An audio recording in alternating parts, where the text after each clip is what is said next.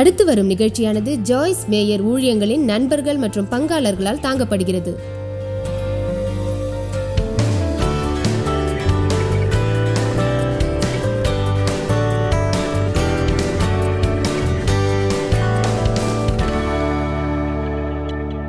உங்களுக்கு எதிராக உருவாக்கப்படும் எந்த ஆயுதமும் வாய்க்காது. அது பற்றி தொடரை நான் வழங்குகிறேன்.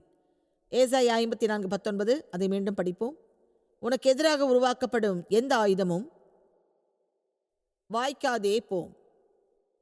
உனக்கு எதிராக குற்றஞ்சாட்டும் எந்த நாவையும் நீ குற்றப்படுத்துவாய். அதுவே சமாதானம், நீதி, பாதுகாப்பு, எதிர்ப்பை வெற்றி கொள்ளுதல் என்ற 4 விஷயங்கள்.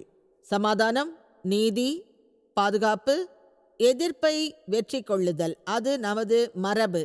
இயேசு கிறிஸ்துவிடமிருந்து அந்த மரபு நமக்கு வந்தது.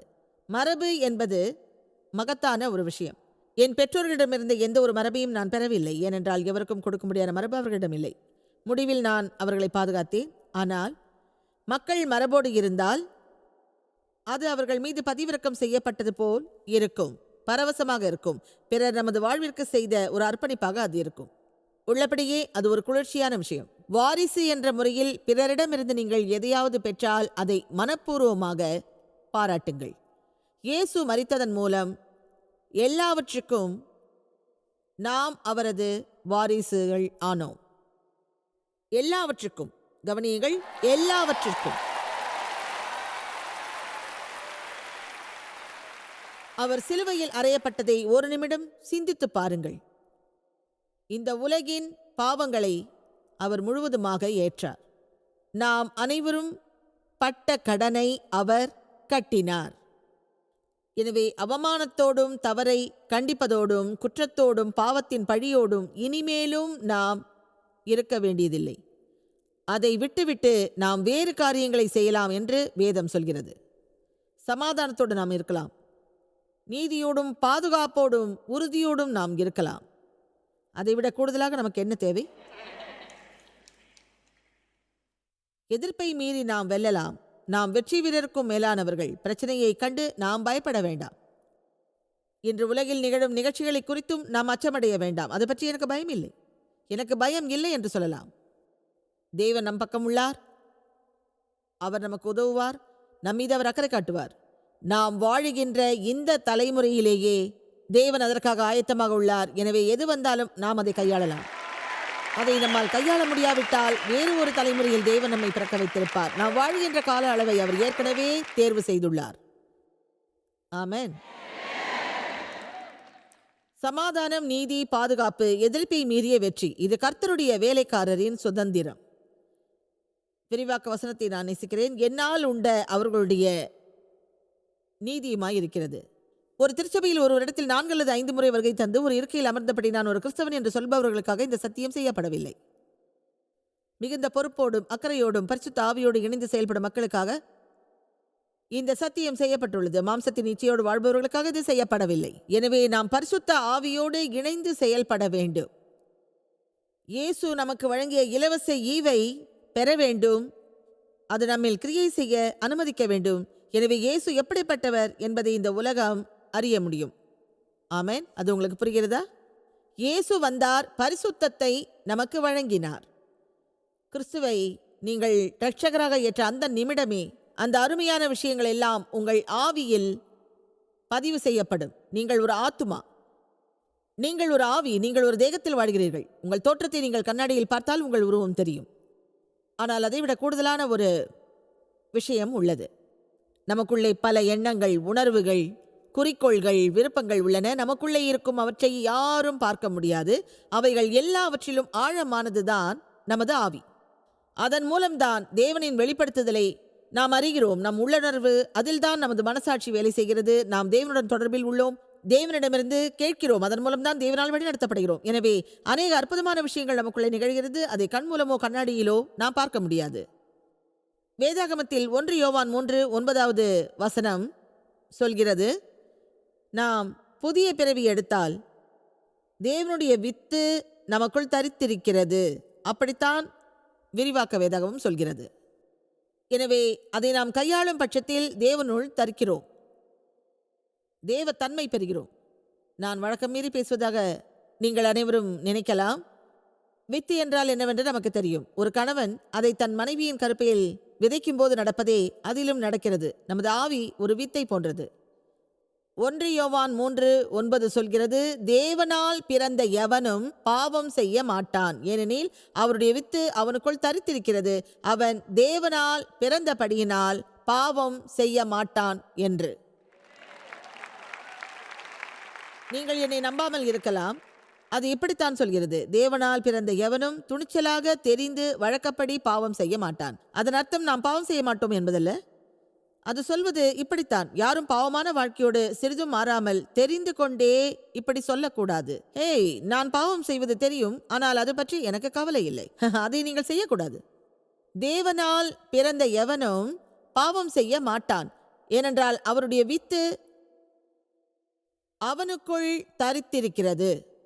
அவன் தேவனால் பிறந்தபடியினால் பாவம் செய்ய மாட்டான். ஒரு பெண் கர்ப்பம் தரித்தவுடன் என்ன நடக்கும் என்று உங்களில் எவ்வளவு பேருக்கு தெரியும்? முதலில் அவள் பரவசமடைவாள், பிறகு சொல்வாள், நான் கர்ப்பவதி என்று. சிலர் கேட்பார்கள், உன்னை பார்த்தா கர்ப்பவதி போல தெரியலையே என்று. புதிதாக பிறந்த விசுவாசிகளோ, அது ரொம்ப பரவசமானது, ஏனென்றால் அவர்கள் பாவம் மன்னிக்கப்பட்டது, அதனால் அது சித்தமாயிற்று. சிலர் சொல்லலாம், எனக்கு எந்த மாற்றமும் தெரியலையே. ஆமென். அந்த கோணத்தில் பேசுவதென்று நான் திட்டமிடவில்லை. ஆனால் சில நேரங்களில் சில கர்ப்பவதிகளை நான் மேடைக்கு அழைப்பேன். அவர்கள் பல நிலைகளில் கர்ப்பவதியாக இருப்பார்கள். ஒருவள் மிக மெல்லிய பெண்ணாக இருப்பாள், 93 பவுண்டு எடையோடு இருப்பாள், தான் 4 மாத கர்ப்பிணி என்று சொல்வாள், ஆனால் அது வெளியே தெரியாது. சிலர் 6 மாத கர்ப்பவதியாக இருப்பார்கள். அவர்கள் சொல்வார்கள், சரிதான், ஆமாம் ஆமாம் ஆமாம் ஆமாம். பிறகு 7, பிறகு 8, பிறகு 9 இருக்கும். சிலர் சற்று கூடுதலான மாதத்தோடும் இருப்பார்கள். My God. நீங்கள் தேவனோடு தொடர்ந்து சஞ்சரித்தால், இதை கவனியுங்கள், தேவனோடு தொடர்ந்து சஞ்சரித்தால் உங்களால் ஒன்றை பெற முடியும். அதை நீங்கள் நேசிக்கிறீர்களா? நீங்கள் மேலும் மேலும் கூடுதலாக இயேசுவின் குணத்தை பெறுவீர்கள். அவர் நம்மில் உள்ளார். நாம் விரும்பியதையெல்லாம் செய்வதற்கு நம்மை ஆயத்தப்படுத்தும் வரை அவரைப் போல் நாம் இருக்க வேண்டும் என அவர் எதிர்பார்க்க மாட்டார். அவர் எப்படி சொல்ல மாட்டார், நீ முதல்ல சரியா நடந்துக்கோன்னு. அவர் முதலில் நமக்கு நீதியை வழங்காவிட்டால் பரிசுத்தமாய் இரு என்று சொல்ல மாட்டார். நம் உள்மனதில் புனிதத்தின் விதையை விதைக்காமல் அப்படி சொல்ல மாட்டார். உங்களிடம் ஒன்று சொல்கிறேன், என் அருமையான புதிய பிறவி பெற்ற விசுவாசிகளே, உங்களுக்கு தேவையான எல்லாமே ஏற்கனவே உங்கள் உள் மனதில் உள்ளது. சிலர் சந்தேகத்தோடு உள்ளீர்கள், அப்படித்தானே? அதை செய்யுங்கள், பலன் பெறுங்கள். அது உங்களுக்குள் ஒரு வித்தாக உள்ளது. மீண்டும் சொல்கிறேன், ஒரு பெண் கர்ப்பவதியானால் ஒரு வித்து அவளுக்குள் விதைக்கப்பட்டிருக்கும். அதை சரியானபடி அக்கறையோடு கவனித்து நல்ல விதமாக அவள் வளர்க்க வேண்டும். புரிகிறதா? நமக்குள் சர்வ வல்லவரின் விதை உள்ளது. அந்த வித்தில் தேவனின் வார்த்தை என்ற நீரை ஊற்றுவோம். கவனியுங்கள். அதன் பிறகு நீதி என்னும் சூரிய ஒளியை பெறுவோம். அதில் நாம் நீடித்தால் சிறிது சிறிதாக தேவனின் தன்மைகளை அவர் நமக்குள் வைப்பார். ஆவியின் கனியை, விசுவாசத்தை வைப்பார். அவர் நமக்காக வழங்கியவை எல்லாம் வளரும். சிறிது சிறிதாக பெரிதாகும், சிறிது பெரிதாகும், பெரிதாகும், பெரிதாகும், மேலும் பெரிதாகும். அதன் பிறகு அதை நாம் பெற முடியும். பிள்ளை பெற்ற யாராவது அது வசதியாக இல்லை என்பதை உணர்ந்திருக்கிறீர்களா? ஆமென். ஒரு ஆணால் பிள்ளை பெற முடியாது. இருந்தாலும் பிள்ளை பெறுவதை அவர்கள் நேரில் பார்த்திருக்கலாம் அல்லது டிவியில் பார்த்திருக்கலாம். பிறகு இப்படி சொல்லலாம், இதெல்லாம் என்ன ஒரு கூச்சல் என்று. உங்களிடம் சொல்கிறேன், நேர்மையாக சொல்கிறேன், சில ஒப்பீடுகளை நான் வழங்குகிறேன். சில நேரங்களில் தேவன் விரும்பியபடி நாம் மாற்றம் பெறும்போது அதில் சிறிது வலி இருக்கும், அதில் சிறிது சங்கடம் இருக்கும், வசதி குறைவு இருக்கும். சில நேரங்களில் அதை நாம் தாங்க வேண்டும். ஆமென். ஒரு உண்மையை சொல்கிறேன், நீங்கள் பிள்ளை பெற்றவுடன் அந்த பிரசவ வலியால் இப்படி சொல்வீர்களே, மறுபடியும் நான் இதை செய்யவே மாட்டேன், அந்த நேரத்தில் உங்களை கர்ப்பவதியாக்கி உங்கள் கணவரை வெறுப்பீர்கள். நீங்கள் சொல்வீர்கள், நீ எனக்கு இதை எதுக்காக செஞ்ச, நான் அதை மறுபடியும் செய்ய மாட்டேன் என்று வாழும் மக்களை உங்களுக்கு இது போன்ற சங்கடங்கள் இருக்கும். ஆனால் அதன் மூலம் எந்த பாதிப்பையும் நீங்கள் உணர மாட்டீர்கள். என் பிள்ளைகளில் ஒன்றை பெறும்போது எனக்கு அந்த அனுபவம் இருந்தது. அதை பற்றி சொல்கிறேன். சில நேரங்களில் என் கணவரை என் அறைக்குள் நான் அனுமதிக்க மாட்டேன். உடனே தேவ் சொல்வார், நமக்கு ஒரு குழந்தை தேவை தானே. இல்ல இல்ல, அது நமக்கு தேவையில்லை.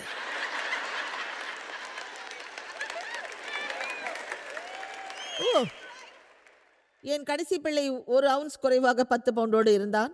அதனால் பரவாயில்லை.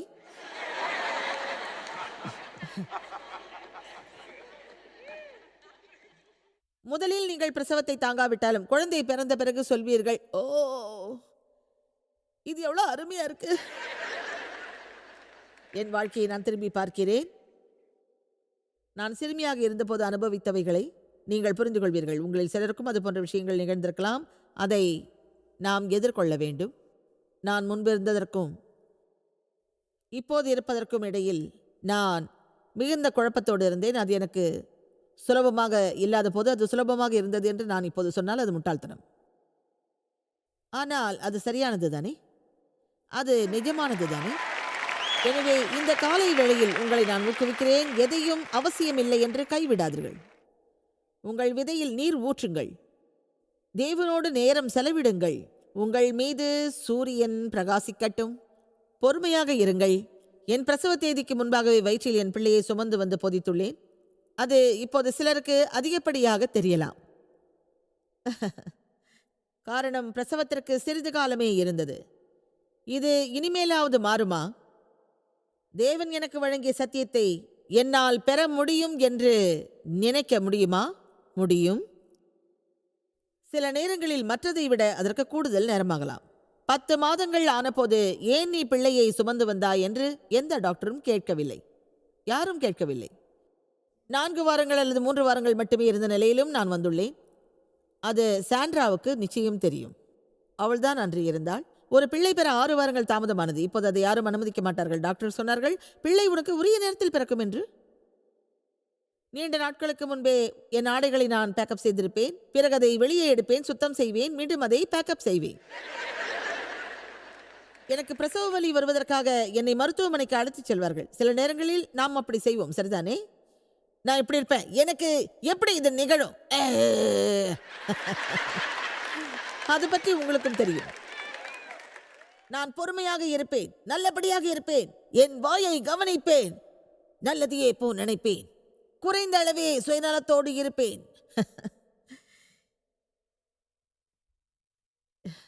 என்னை அவர்கள் வீட்டுக்கு அனுப்ப வேண்டும். காரணம், எனக்கு பிரசவ வலி இருந்தது, ஆனால் பிள்ளை பிறக்கவில்லை.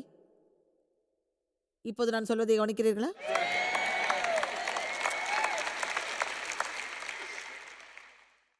எனவே பல நேரங்களில் நாம் முயற்சிப்போம், தொடர்ந்து முயற்சிப்போம்.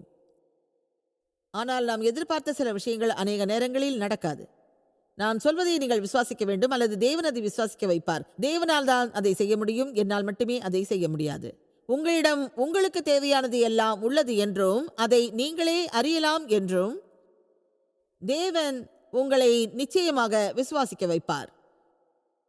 இன்றைய லட்சியம் என்ன தெரியுமா? இங்கிருந்து நீங்கள் செல்லும்போது உங்களை பற்றி நீங்கள் மேன்மையாக நினைக்க வேண்டும். நான் விரும்புவது என்னவென்றால், இங்கிருந்து நீங்கள் செல்லும்போது தேவன் உங்களை பார்ப்பது போல நீங்கள் உங்களை பார்க்க வேண்டும். உங்களுக்காக தேவன் வைத்திருக்கும் நம்பிக்கையோடும் விசுவாசத்தோடும் நீங்கள் இருக்க வேண்டும். உங்களால் இயன்றவரை தேவனோடு இணக்கம் கொண்டு அவர் கூறியபடி நீங்கள் தவிர்க்காமல் எல்லாவற்றையும் செய்ய வேண்டும்.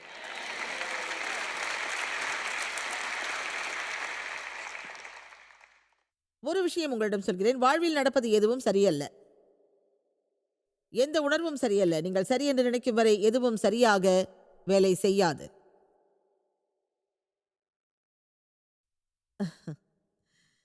அந்த சிறிய விஷயத்துக்காக உங்களுக்கு நன்றி. நான் இப்படி பேசுவதால் உங்கள் கருத்துக்களை எல்லாம் நான் எழுதுவதாகவோ, உங்கள் சிந்தனைகளை எல்லாம் நான் எழுதுவதாகவோ, நீங்கள் சொல்வதையெல்லாம் நான் எழுதுவதாகவோ நீங்கள் நினைக்க வேண்டாம். நான் அப்படி பேசவில்லை. தேவனோடு நீங்கள் சரியானபடி இருப்பதை பற்றி தான் பேசுகிறேன். உங்களிடம் ஒன்று சொல்கிறேன், தேவன் நாம் சரியானபடி இருப்பதை அறிந்தால் நிஜமாகவே தேவன் உங்களை நேசிப்பதை நீங்கள் அறியலாம். எனவே அவரோடு நாம் சரியானபடி இருப்போம். அவர் நமக்காக ஒரு இடத்தை தயார்படுத்தியுள்ளார். எனவே பிற மக்களின் மறுப்பிலிருந்து எந்தவித சந்தேகமும் இன்றி நாம் விடுபடலாம். அவர்கள் குறை சொல்வதையும் தீர்மானிப்பதையும் மீறி நீங்கள் வாழலாம். உங்கள் தரமும் மதிப்பும் பிற மக்கள் நினைப்பதில் கட்டுப்படவில்லை. அது உங்களை புண்படுத்தாது என்று நான் சொல்லவில்லை. ஆனால் அது உங்களை எங்கோ அழைத்துச் சென்று உங்கள் வாழ்வை தரைமட்டமாக்காது, தோல்வியடை செய்யாது, உங்கள் வாழ்வு முழுவதும் உங்களை துயரத்தோடு இருக்க வைக்காது. நீங்கள் தேவனுடன் சரியாக இருப்பதை அறியும் வரை உங்கள் வாழ்வில் எதுவும் சரியாக இருக்காது. நிச்சயம் தேவனுடன் சரியாக இருப்பதன் அர்த்தம் உங்கள் குணம் முழுவதும் சரியாக இருக்க வேண்டும் என்பதல்ல. நான் எல்லாவற்றையும் சரியாக செய்வதில்லை. ஆனால் இயேசு கிறிஸ்துவின் ரத்தம் மூலமாக தேவனோடு நான் சரியாக இருப்பதை அறிகிறேன். அதை விசுவாசத்தால் நான் பெற்றேன். நீண்ட காலமாக அது என்னில் ஒரு பகுதியாக உள்ளது. இப்போது அதை நான் உண்மையிலேயே விசுவாசிக்கின்றேன். நான் பெயரளவில் அதை சொல்லவில்லை, அப்படி நான் நினைக்கவும் இல்லை. அதாவது இன்று தேவன் என் மீது வெறுப்பாக இல்லை என்பதை நான் விசுவாசிக்கின்றேன். உள்ளபடியே அவர் என்னை நேசிப்பதை நான் விசுவாசிக்கிறேன். அவர்தான் உங்களை விரும்புகிறார் என்று நான் நம்புகிறேன். உண்மையில் அப்படித்தான் நம்புகிறேன். ஒருவேளை நீங்கள் என்னை இப்படி கேட்கலாம், ஓ ஜாய்ஸ், இங்க வரத்துக்கு நான் என்ன செஞ்சேன்னு உங்களுக்கு தெரியாது. உங்களிடம் ஒன்று சொல்கிறேன். உங்கள் செயலுக்காக நீங்கள் வருந்தினால், அதாவது உங்கள் பாவங்களுக்காக நீங்கள் வருந்தினால், அந்த நேரத்திலேயே அதை கிழக்கிலிருந்து மேற்கு வரை தேவன் அப்புறப்படுத்துவார். அவர் எப்போதும் அதை நினைக்க மாட்டார் என்று வேதம் சொல்கிறது.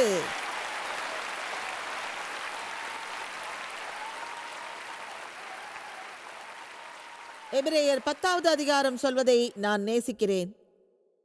முடிவாக அவரே பலியானார். நம் பாவங்களுக்கான விலையை அவர் கொடுத்தார். ஒரே முறையில் அதை கொடுத்தார். நாம் எல்லோரும் அதை பெறுவோம். அது மீண்டும் இனி நடக்காது. எனவே அதை பெறுவோம். இனிமேல் பாவங்களுக்காக நம்மிடம் எந்த ஒரு தியாகமும் தேவைப்படாது. இயேசு ஏற்கனவே நமக்காக தியாகம் செய்துள்ளார். என்ன அர்த்தம் தெரியுமா? என் பாவங்களுக்காக நான் தியாகம் செய்ய தயாராக இல்லை, ஆனால் எனக்காக இயேசு தியாகம் செய்துள்ளார். பல வருடங்களாக என் மகிழ்ச்சியை நான் தியாகம் செய்தேன். என்னை நான் மகிழ்வதற்கு தகுதியற்றவள் என்று நினைத்தேன். சிலர் ஜெபத்தை தியாகம் செய்கிறார்கள். அவர்கள் ஜெபிப்பதில்லை. அப்படியே ஜெபித்தாலும் தன்னம்பிக்கை இல்லாமல் ஜெபிக்கிறார்கள். அவர்கள் தைரியமாக ஜெபிக்க மாட்டார்கள். மக்கள் எப்போதும் நேர்மையாக இல்லாவிட்டாலும் அவர்களை ஏதோ ஒரு வகையில் தேவன் பயன்படுத்துவார். அப்படி நினைப்பதை சில மக்கள் தியாகம் செய்து விட்டார்கள். உங்களிடம் ஒரு விஷயம் சொல்கிறேன். என் முதலாவது வேத வகுப்பில் நான் போதிக்க தொடங்கிய போது என் நிலைமையை சிலர் பார்த்திருப்பார்கள். அப்போது அவர்கள் இப்படி சொல்லியிருப்பார்கள், இது மிகவும் முட்டாள்தனமானது என்று. இந்த கதையை நான் சொல்லி நீங்கள் கேட்டிருக்கலாம். நான் போதிக்கும் போது வேத முறைப்படி ஆடை அணிந்தேன். எல்லோரும் முகத்திலும் புகையை ஊதினேன்.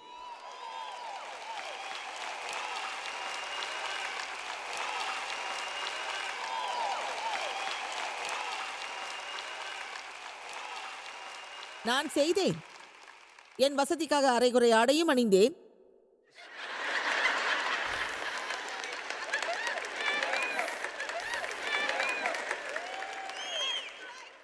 தேவன் மீது ஆணையாக சொல்கிறேன், அதைவிட மேலானது எனக்கு தெரியவில்லை. எல்லா நேரமும் திருச்சபைக்கு நான் சென்றேன். என் நண்பர்களும் அதை செய்தார்கள். என் போதகர் புகை பிடித்தார், நானும் புகை பிடித்தேன். ஆனால் அதில் எந்த ஒரு தவறும் இல்லை. சிறிது காலத்திற்கு பிறகு தேவன் எனக்கு திட நம்பிக்கை வழங்கினார். ஒருவேளை அவரை நான் கீழ்ப்படியாதிருந்தாலும் அதை அவர் கீழே போட்டிருப்பார். ஏனென்றால் நாம் அதிகமாக சாப்பிடுவதை விட அதிகமாக வேறு எதையும் செய்வதை விட அது மோசமானதல்ல. ஏனென்றால் நம் தேகத்தை கெடுக்காத விஷயங்கள் பற்றி நாங்கள் பேசினோம். கிறிஸ்தவர்கள் ஏன் 3 பெரிய விஷயங்களோடு உள்ளார்கள் என்று எனக்கு தெரியவில்லை. புகைப்பிடித்தல், இருமுதல், குடித்தல். கேட்பாங்க, நான் தரட்டுமா? புகைப்பிடிக்கிறீங்களா, குடிக்கிறீங்களான்னு. தேவனே கருணை காட்டுவீர். ஒரு நாள் என் நண்பரோடு ஒரு கடையில் இருந்தேன். உங்களில் யாருக்காவது கிறிஸ்டியன் கெய்னை தெரியுமா? நாங்கள் இருவரும் 20 ஆண்டுகளுக்கு மேல் நண்பர்களாக இருந்தோம். அவர் என்னை அழைப்பது ஆவிக்குரிய அம்மா என்று. ஒரு நாள் இருவரும் ஷாப்பிங் செய்வதற்காக ஒரு கடைக்குள் சென்றோம். அப்போது அவள் கேட்டாள், நாம் எதற்காக இந்த ஊருக்கு வந்திருக்கிறோம் என்று. நான் சொன்னேன், கான்ஃபரன்ஸ். அவள் சொன்னால், நான் கூட ஆவிக்குரியவள் என்று. என்னிடம் யாராவது வந்து நான் ஆவிக்குரியவர் என்று சொன்னால் என்னை மீறி எனக்கு 2 கொம்பு முளைத்துவிடும். ஏன் தெரியுமா? நாங்கள் ஆவிக்குரியவர்கள் என்பதால். எனவே கிறிஸ் ஒரு உண்மையான சுவிசேஷகர், நான் ஒரு போதிப்பவர். என்னிடம் கிறிஸ் பல்வேறு விஷயங்களை சொல்வாள். ஒரு நாள் திடீரென்று அவள் என்னிடம் வந்து ஒரு மோசமான வார்த்தையை சொன்னாள். அது மிக மிக மோசமானது. பிறகு அவள் என்னிடம் சொன்னாள், வருந்துகிறேன் என்று. அதைத் தொடர்ந்து அவள் என்ன சொன்னாள் தெரியுமா? சில நேரங்களில் தேவன் சொல்வது அதிகமானது என்றாள். ஒன்றை நீங்கள் புரிந்து கொள்ள வேண்டும், நான் செய்வது வேறு, நீங்கள் செய்வது வேறு. எனவே நான் முழுமையாக சார்ந்திருந்தேன், அதாவது தேவனின் கௌரவத்தை சார்ந்திருந்தேன். என் பொருள்களை மூட்டை கட்டிவிட்டு ஏர்போர்ட் கவுண்டரில் காத்திருந்தேன். தேவன் எதுவும் என்னிடம் சொல்லவில்லையே என்றேன். என் அருகில் இருந்த கிறிஸ் சொன்னாள், அவர் எதையும் சொல்லாவிட்டாலும் உங்களை அவர் நேசிக்கிறார்.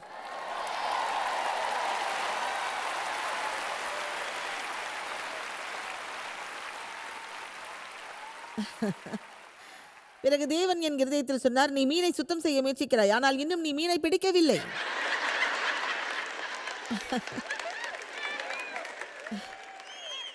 அது போன்ற சில விஷயங்கள் நமக்கு நிகழக்கூடும். அப்போது கேளுங்கள், நண்பரே என்ன வேண்டும்? நீங்கள் சாப்பிடவா, குடிக்கவா, புகைக்கவா? ஓ, நல்லது.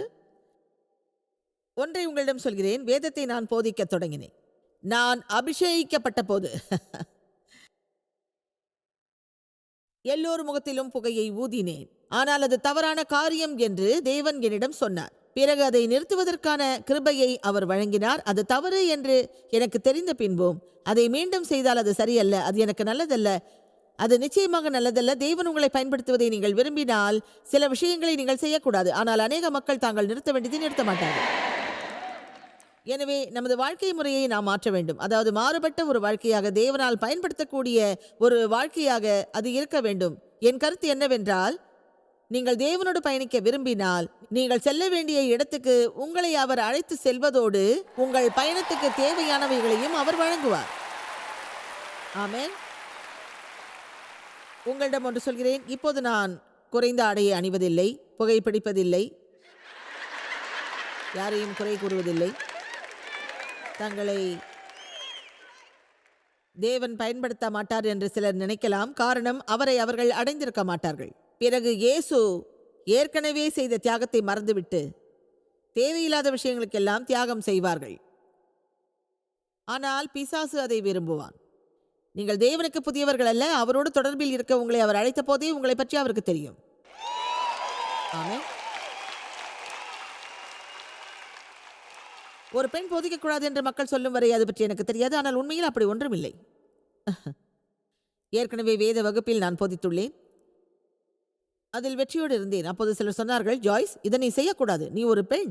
தேவனிடம் கேட்டேன், நான் ஒரு பெண், அதை நான் செய்யக்கூடாதாமே, அது ஏன்? அவர் சொன்னார், அது எனக்கும் தெரியும். ஆமா, அது எனக்கும் தெரியும். பவுல் சில விஷயங்களை சொல்ல வேண்டியிருந்தது, அவை கலாச்சார சம்பந்தப்பட்டவை. அப்போது இயேசு சொன்னார், யூதன் என்றும் கிரேக்கன் என்றும் இல்லை, ஆண் என்றும் பெண் என்றும் இல்லை, நீங்கள் எல்லோரும் கிறிஸ்து இயேசுவுக்குள் ஒன்றாய் இருக்கிறீர்கள். ஒன்று சொல்கிறேன், பெண்களை தேவன் பயன்படுத்தாவிட்டால் நமக்கு பெரிய பிரச்சனை. ஒரு உண்மையை சொல்கிறேன், இன்று பெண்கள் முழு வலிமையோடு இருக்கின்றார்கள். அது ஒரு நல்ல விஷயம். இயேசு கிறிஸ்துவின் மரித்தல், உயிர்த்தெழுதல் மூலமாக தேவனிடம் நீங்கள் சரியாக இருக்கும் வரை உங்கள் வாழ்வில் எதுவும் சரியாக இருக்காது. அதுதான் உண்மை. தேவனின் கிருபையோடும் கருணையோடும் இயேசு கிறிஸ்துவுடன் தனிப்பட்ட தொடர்பும் இல்லாமல் நம்மால் சரியாக இருக்க முடியாது என்பது உண்மை. நமது சொந்த செயல்பாடுகள் எதுவும் தேவனுடனான தொடர்பை சரி செய்ய முடியாது. அது ஒரு இலவச ஈவாகும். நாம் தேவனுடன் சரியாக இருக்கும் வரை நமது வாழ்வில் எதுவும் சரியாக இருக்காது என்பதை நீங்கள் தெரிந்து கொள்ள வேண்டும்.